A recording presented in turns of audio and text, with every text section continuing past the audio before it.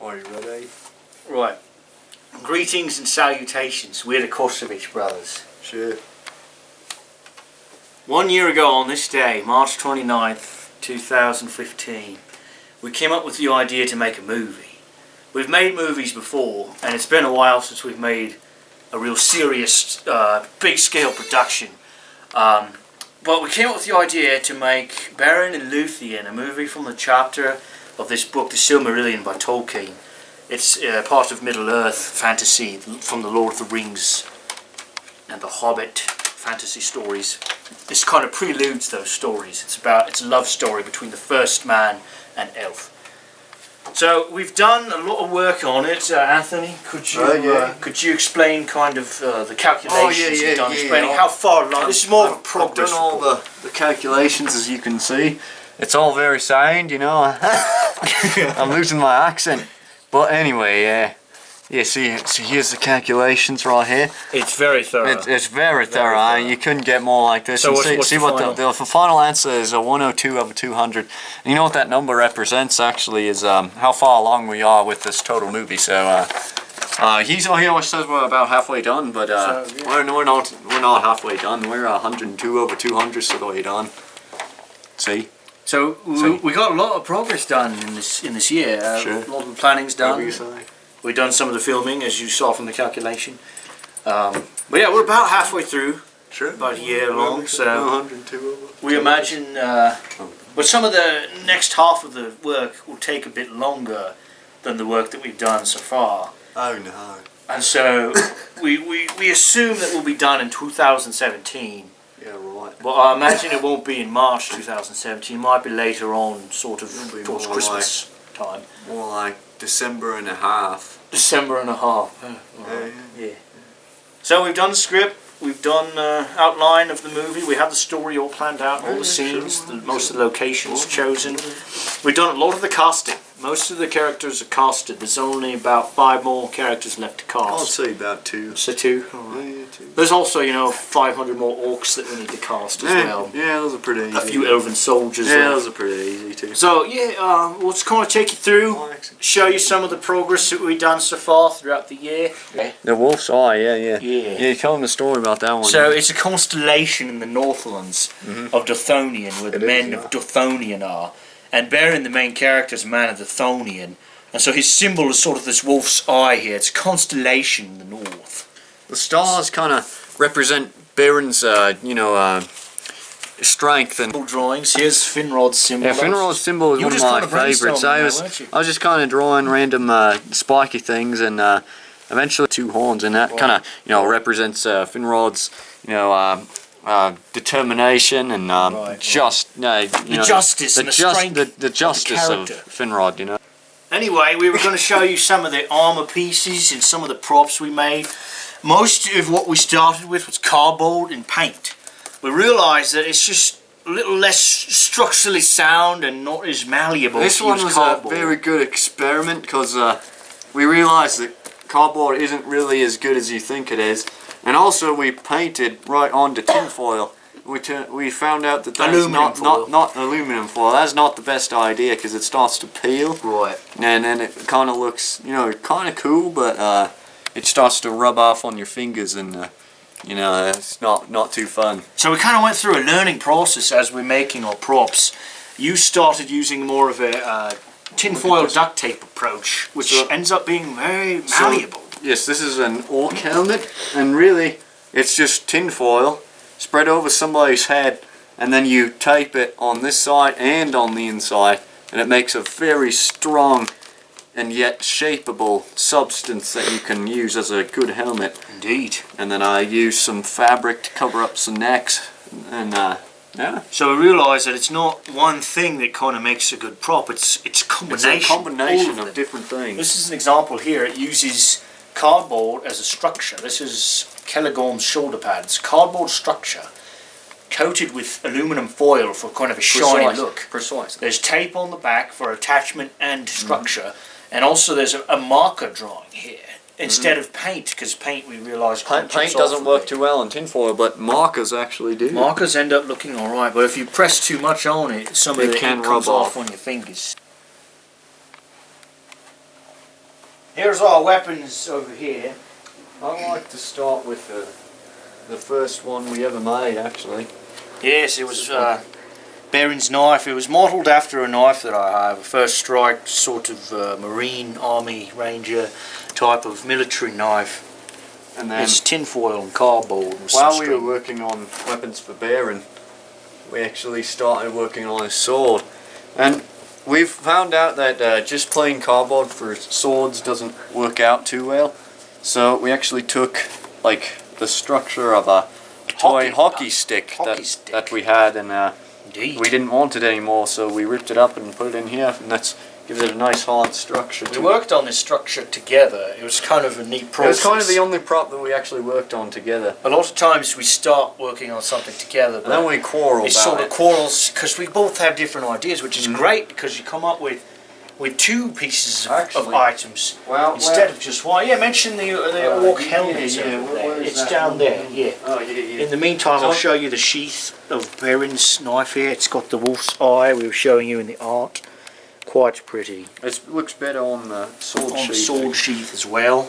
Yeah, so our first like fight while making props was Brendan Like was day making one. was making an orc helmet like this, and I said no, you can't make a helmet with cardboard. So I made this, and really, you know, it was just a learning process, like you said, and It's kind of great, yeah, to have two separate instead of ideas. just getting one that takes the time of both of us, you get two props out of the. Indeed. And then sometimes we work together, like we did for Baron's sword. Also for Finrod's staff. Yeah, Yeah, that's all we Brandon's made right, a yeah. lot of weapons here. We got These are all swords, yours. spears. We got little daggers. Got an orc mace. We got swords, sheaths. One of my personal favourites is this orc sword. Talking about costumes here. Now, this is Baron's costume, made by Claire Kosovich. This one is Finrod's costume. It's an interesting story to this one because you may wonder what it's made out of. It's very stiff and very hard and kind of has this weaving to it. It's actually a part of a trampoline. It's the part you jump on. And we were getting rid of our trampoline, and we thought we might as well make a costume out of that. And you may think it might not work, but it works very well. So, and there's my symbol on there. This one is Luthion's costume. Sorry. Yeah, this one was made by Anne Kosovich, our mother. This one is Thingle's costume, made by Mary Hawkins. You can see the immense detail on that. Got a few orc costumes. This was another example of fighting. Brendan actually wanted to make something with sleeves, and I thought, no, skip the sleeves because it'll be hard to bend. And this is a cape that I kind of made. It's a long black cape with a hood. A big part of the props was the crowns. They add a lot to the costumes of characters, and Lisa was our main crown designer on this project. Kate was involved a little bit as well. As you can tell, this one's Thingle's, and then has different green gems on them. So, How did you make these anyway? well, first you cut like these little strips of tin foil or aluminum, and you just cut them like that, and then you kind of squish them to make them into tubes, and then you stick them together with either glue or just sticking them like that. And then that is made out of paper Indeed. and markers. These ones are very beautiful This one artwork. is the most beautiful because we used glue on it instead of just sticking them together. We actually used super glue on it. That's why it Indeed. turned out a little better. Indeed. And this one is just the same as that one. Kate actually made this one. Another idea we came up with just recently is making miniatures for the film. There's a lot of background that we have in the outdoors. Also we have green screens and sheets that we're using for backgrounds. But we just wanted a little bit more to see where you're at in the movie.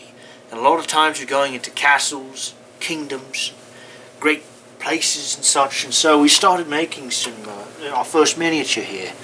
Go ahead and talk about it, Anthony. Yeah, because we are going to green screen Beren and Luthien when they're going into Angband. And we wanted to show the gate of Angband, but we didn't know what to do, so Brendan had the idea to make it out of Legos. So we'll show you a couple of scenes that we have done already and some of the work that we do outside of the camera.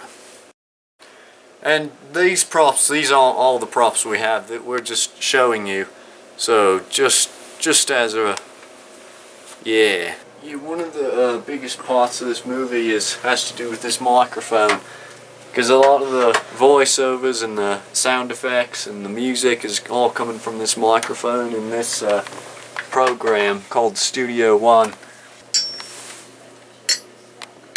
And what this is these are two hammers banging together. A lot of it is designing through editing, music choice, sound effects, things that you don't really see done, but are so important for the film. A huge part of the movie is the editing and the computer stuff of it. And that's all I do pretty much.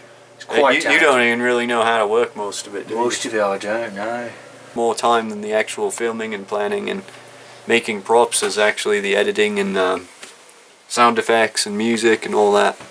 Right, so 1 year long, we've done quite a bit of work. And one of the greatest parts about this film is just how many people are involved in it. So many people, from actors to designers to artists to music to... There's a lot of people involved, costume designers. It's great to have so many people involved in this great progress, this production. Mm-hmm. Want to add anything on that, or it's kind of... Yeah, one thing that you may have noticed is that we're not actually British. We actually have American accents. We're not? We're just putting it on. Oh. Yeah. That explains. And that's one thing. You have anything to add? That does explain a lot. Yeah. Yeah. Yeah. So although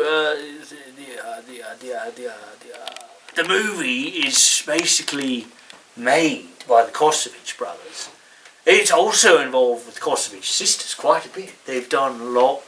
There's also Fran Gekko's done a lot. The Vroom Boys are acting in it. The Brinkoffs are in it. There's a lot of people. The Hawk Boys, they'll be involved quite a bit.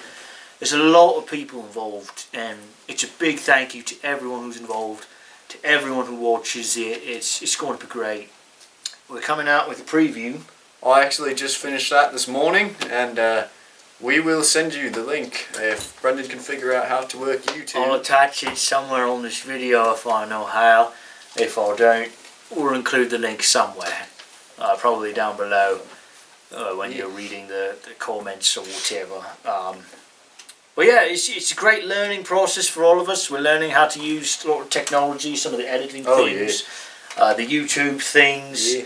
Yeah. We're getting our skills up in artistry for both drawings and prop designs. Duct tape crafting. Acting itself is quite a talent. It takes a lot.